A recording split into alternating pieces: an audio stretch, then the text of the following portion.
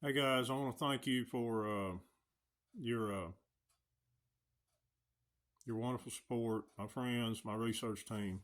Please keep sending me, keep posting pictures of our missing brothers and sisters. Let's try to bring closure to some family. Keep sending me your direct messages. I'll try to get to them. Thank you all for everything you've done for me. Um, I cannot get to everybody's direct messages. I can, but all these comments and everything, I just can't get to them.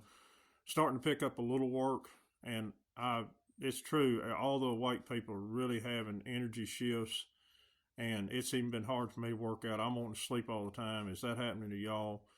And I'm just so tired, so I can't get all the comments. If anybody has a question on the comments, y'all try to help each other. This is about Jesus or Christ. I just I know that name to be made up. I have a hard time using it, but Christ used cannabis. That's a fact. Um, Everything we've been taught about him is a lie. He was if you'll watch the hidden teaching of Jesus on BitChute.com, he was a Kundalini yoga master. He was a ascended being, a very spiritual man. He was married, had women as disciples. He did have children. His bloodline's still running on the earth. Buddha said that I don't have a problem with your Christ, I have a problem with your followers because y'all have made him, allowed the people who control the world make him into something he's not, who's actually sometimes a loving Christ and sometimes actually kind of like, you know, Jeffrey Dahmer or Hannibal Lecter just gets mad and hurts people for no reason or have you hurt them and everything else. And I'm sorry, I know that not to be true. I've been around, I I've been around the block. I know it not to be true, guys. But he did use cannabis. Me and it happened at Bentley's. I mentioned it on my last video last night. But we were talking, and I had watched this video uh, that this man, this Christian man, his wife was having health problems. I think she was passing away, or it was tremendous pain she was in. They had tried every Rockefeller medical system doctor there was. He'd spent all his money and everything. One day he had his head down. He was walking by a library. So he walked in and see if there's anything, any cures, and he went in. And he somehow ended up in the back corner of the library where they hide, stuff, books and people like me and everything that's just going to tell you the truth, not the constant reassurance what you believe is truth. He got into doing research, and he got into doing ancient Aramaic. And I've told you the true Word of God's been hidden. There's 777 books in the Bible. It's ancient Aramaic, and it cannot be. It's impossible. You can translate English into Hebrew, which English is full of spells, but you cannot translate Hebrew into English. Plus, it's been infiltrated for everybody that's wrote our Bibles a Mason. It's just a fact. And they say don't murder, don't be with this, be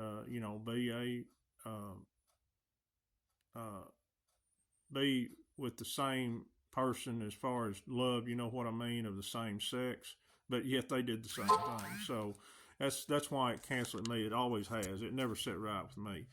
But anyway, he said that he did research, and there was this herb that all the people that lived a long time, no pain and everything else, lived hundreds of years used.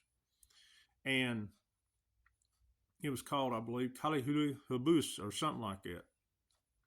And there's a certain point when people's life expectancy started going down and all the pain started happening and everything. They translated this word, mistranslated, probably on purpose, into desert flower. The word was cannabis. And in that research he did in ancient Aramaic, they used it in all the temples, all the disciples, all the spiritual people, and even Christ himself, which was Joshua, which was a black man. Russia has opened up the archives. You're fixing to see the truth. It's been hidden from us by the Vatican. He was a black man. He was very spiritual. Uh, there's going to be so much that blows people's mind. The Garden of Eden was an experimental station. There is off-world beings, but I don't want to get into that right now.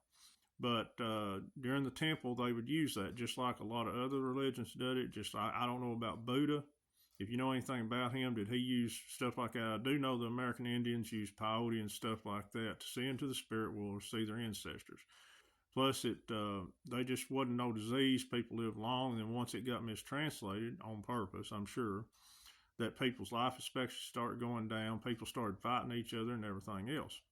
So I was at Bentley's and we was trying to pronounce it, and I said, "Man, this guy was pretty solid." And I wish I hadn't lost the video. Maybe I can find it and repost it. But it wasn't on TikTok, I don't think.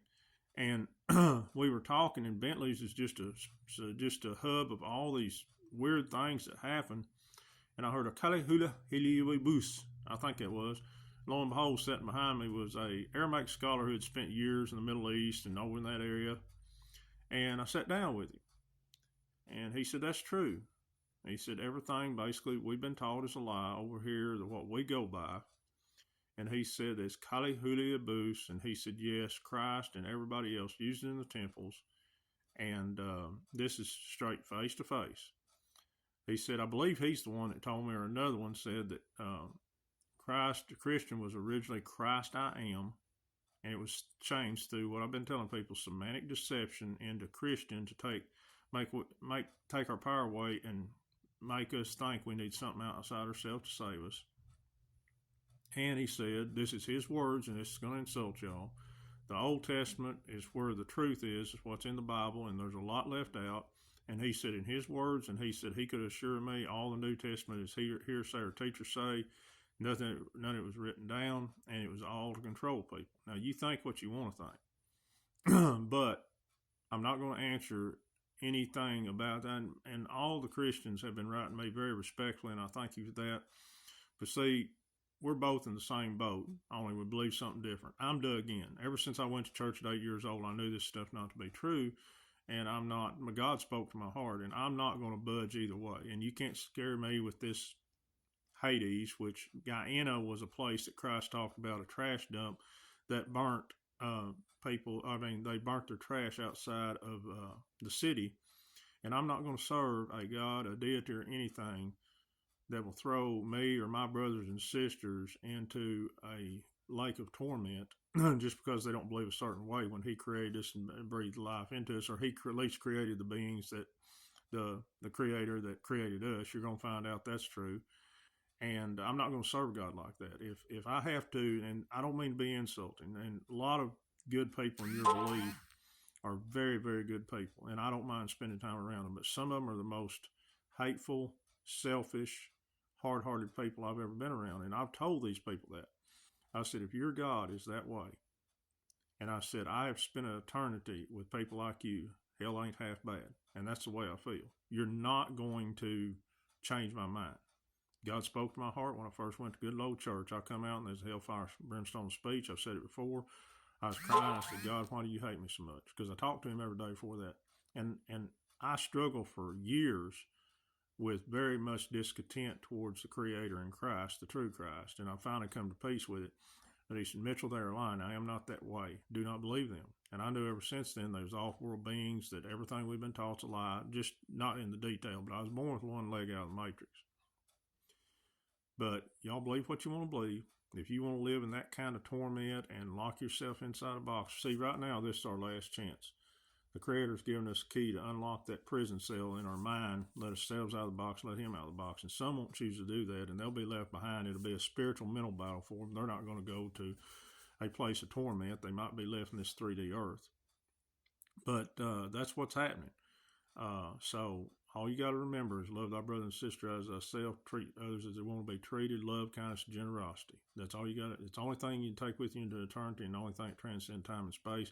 And you guys go ahead and preach that. Stop talking the talk and walk the walk. Do something about your missing brothers and sisters. Find closure for them and their family. Christ ain't just going to come down and swoop out of nowhere and you not make any effort. That is a stand down side. Anybody who wants to come on, their preacher, anything, and go live with me, I'll let them take the floor and I'll let them ask questions. The viewer ask questions. I'm fair. I won't be cruel, so you can direct message me, and we'll go live one night and you can explain your side of the story. So I'm fair. You won't change me, but I'll still let you come on, and it won't be a debate. I'll just let you for a while explain how you feel. And I appreciate you guys. God